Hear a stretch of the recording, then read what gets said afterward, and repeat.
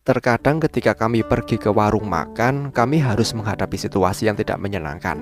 Seorang pelayan yang mungkin telah bertugas selama berjam-jam akan memiliki bau badan yang menyengat. Tapi bukan itu saja yang ingin kami bahas. Ada kalanya setelah itu kami harus menghadapi situasi serupa di warung makan yang lain.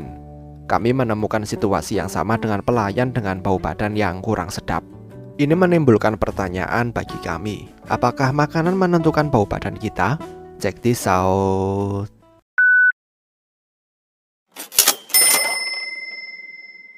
Kami sengaja menggunakan contoh warung makan karena kami yakin banyak orang di luar sana yang pernah mengalami situasi yang sama. Meskipun tidak semua pelayan warung makan memiliki bau badan yang tidak sedap. Menurut penelitian ilmiah, ada jenis zat yang kita makan yang berpengaruh pada bau badan kita. Sayangnya, sebagian besar bahan makanan termasuk dalam kategori ini.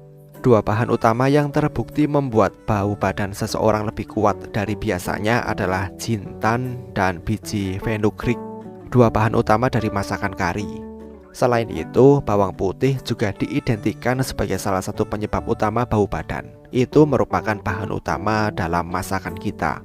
Selain ketiga bahan masakan populer itu, sayuran seperti kol, kembang kol, dan brokoli juga termasuk jenis sayuran yang bisa membuat badan kalian bau karena kandungan sulfur pada sayuran itu. Dalam beberapa penelitian yang telah dilakukan, ditemukan jika pola makan yang mengkonsumsi sayur dan buah terbukti memiliki bau yang lebih sedap di hidung dibandingkan dengan mereka yang menyukai daging merah, telur, dan makanan berlemak. Sebuah studi terkontrol yang dilakukan oleh para peneliti Universitas Charles di Republik Ceko yang melibatkan dua kelompok pria dengan kebiasaan makan yang berbeda berhasil menjawab klaim ini secara mendasar. Para peneliti menemukan jika kelompok peserta studi yang tidak makan daging selama 14 hari memiliki bau badan yang lebih enak, lebih menarik, dan tidak menyengat dibandingkan dengan mereka yang makan daging. Pendapat ini didasarkan pada rata-rata umpan balik yang diambil dari 32 responden wanita yang setuju jika pria yang makan sayur berbau lebih harum daripada pria yang makan daging. Mengapa makanan mempengaruhi bau badan kita? Meskipun pada umumnya kita memiliki gagasan dasar tentang berkeringat, tidak banyak orang yang menyadari jika tubuh kita sebenarnya mengalami dua jenis keringat yang berbeda setiap saat karena adanya dua jenis kelenjar keringat yang berbeda di dalam tubuh. Ketika suhu tubuh kita panas, sistem tubuh kita akan mulai mengeluarkan keringat tidak berbau melalui kelenjar ekrin yang hanya mengeluarkan air.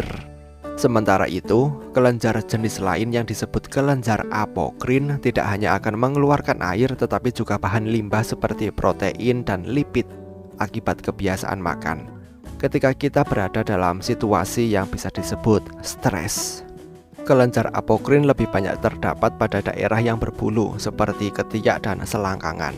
Tapi cairan yang dihasilkan kelenjar ini juga sebenarnya tidak berbau. Hanya ketika keringat yang mengandung protein dan lipid bereaksi dengan bakteri yang ada di area tubuh kita, pemecahan molekul protein dalam keringat akan menghasilkan senyawa yang disebut tioalkohol.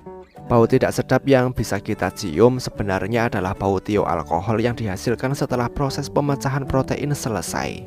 Bergantung pada kebiasaan makan kita, apakah diisi dengan daging dan bawang atau bahan masakan yang kami sebutkan tadi di awal, tioalkohol yang lebih banyak akan menghasilkan bau belerang yang kurang sedap. Itulah mengapa mereka yang menyukai masakan seperti gulai sapi akan memiliki bau badan yang lebih kuat dari biasanya. Karena masakan gulai sapi mengandung semua bahan masakan yang mendorong terjadinya produksi tioalkohol akibat reaksi bakteri dengan keringat. Semakin banyak bumbu yang dimakan, semakin bau badan seseorang jika tidak sering menjaga kebersihan diri. Bagaimana menurut kalian? Sampaikan pendapat kalian di kolom komentar. Terima kasih telah menonton video ini dan sampai jumpa di next video.